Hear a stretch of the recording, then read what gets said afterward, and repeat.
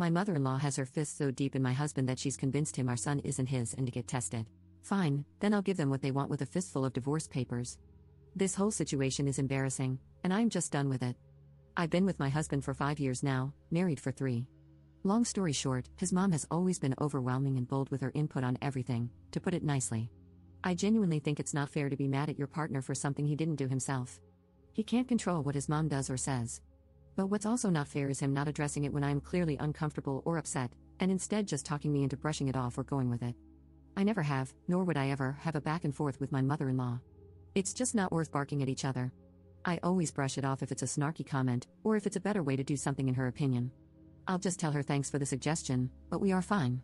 It's actually true, the saying when you marry someone, you marry their family. I think the way to handle it is that each spouse should keep his side of the family in line, for lack of a better way to say it. I deal with my parents and their shenanigans, and I expected him to do the same. But he never did. Instead, he always asks me to give her some grace. Well, it's hard when that person is insulting you. For a while now, she has been making comments about how my son doesn't look like my husband when he was a toddler, basically accusing me of sleeping around. This, rightfully so, upset me. Sorry, my genes are strong? What am I supposed to tell you? I was short with my husband because he didn't address how out of pocket and disrespectful this whole thing is. It has been a week since my husband, well, soon-to-be ex-husband, told me that he would be doing a paternity DNA test, not because he thinks our son isn't his, but to shut his mom up. Yes, exactly what you read. I don't know which is worse, him accusing me of cheating or this, but all I know is that this is audacious. I didn't cheat, and I am not concerned one bit about the test results.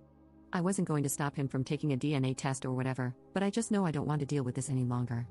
I'm looking for an apartment, and I talked to a lawyer the day after he brought up the DNA test. We'll be getting the results in 2 days. I almost can't wait. He will also be getting divorce papers with those results, which I know for a fact he won't see it coming.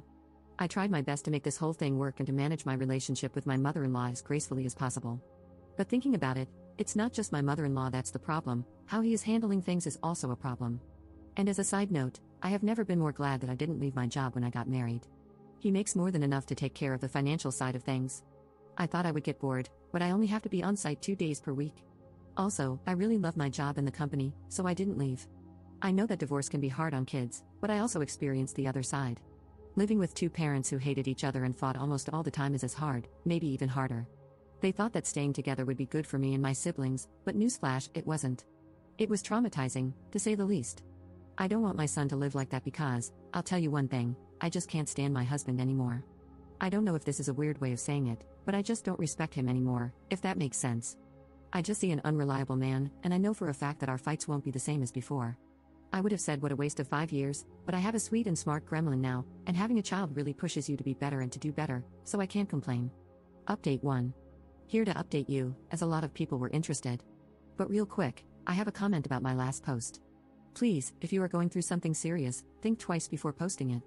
Obviously, I was expecting people to tell me I'm overreacting, but seeing people leave comments like, "You're a disgusting piece of crap, and I hope he takes your child from you in the divorce so you realize what kind of monster you are," was unnerving.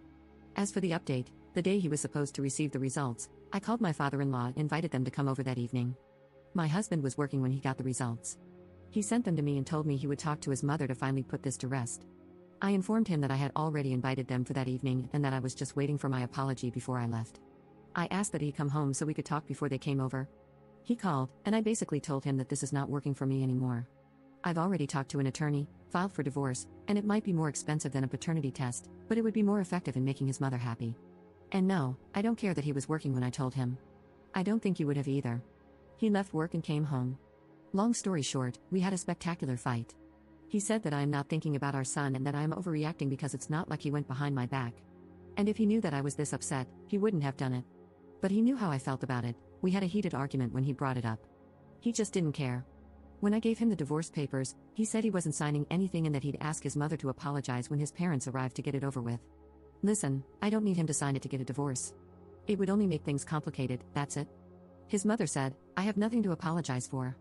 I'm not going to apologize for having suspicions. I didn't accuse you of anything, and you can leave if you want to." So that's that.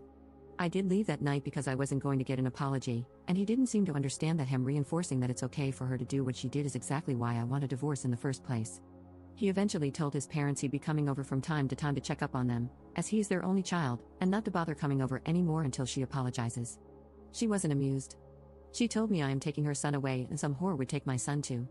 She is not someone that you can talk to, I'll tell you that much. It's like talking to a wall. All she knows is insulting or being passive-aggressive on a good day. But anyway, we are not getting a divorce, at least not yet. We talked the day after. He said I can always file for a divorce, but we should at least try couples counseling because he doesn't want to co-parent. Edit. He doesn't want to lose his son, plain and simple. Although it's not like if we were to get divorced he wouldn't be able to see his son, but whatever. He did say, when we talked the second time, that he can see how he was wrong, especially knowing his mother. He also mentioned that he'll just shut her down if she meddles this time. But what can I do with just words? I hope he can learn a thing or two about how to deal with his mother in counseling because she is truly overwhelming. If counseling helps him understand that a couple means two people, not three, and that our marriage is a bit crowded right now, that's enough for me. People saying that I'm overreacting in my last post made me ask myself, do I actually want a divorce, or am I just mad? I wanted the divorce at the time, it seemed like the only solution. But if counseling helps us, I can try to work things out. I hope this is a good decision. If not, I am not stuck.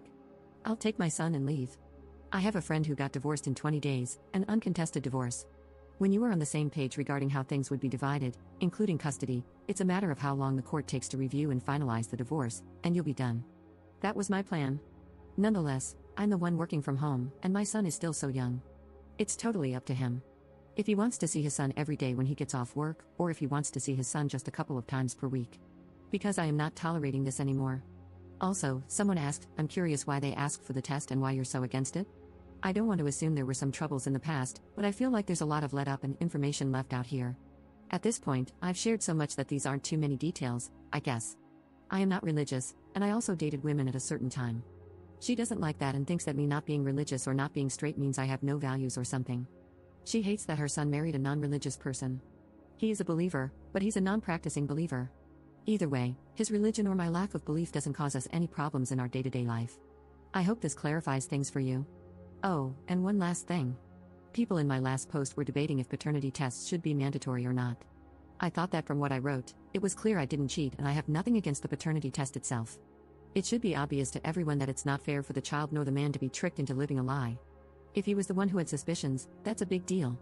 We would have talked about why he thinks that, taken the paternity test for his peace of mind, and made sure we can trust each other, then moved on, all without anyone interfering, let alone requesting the paternity test.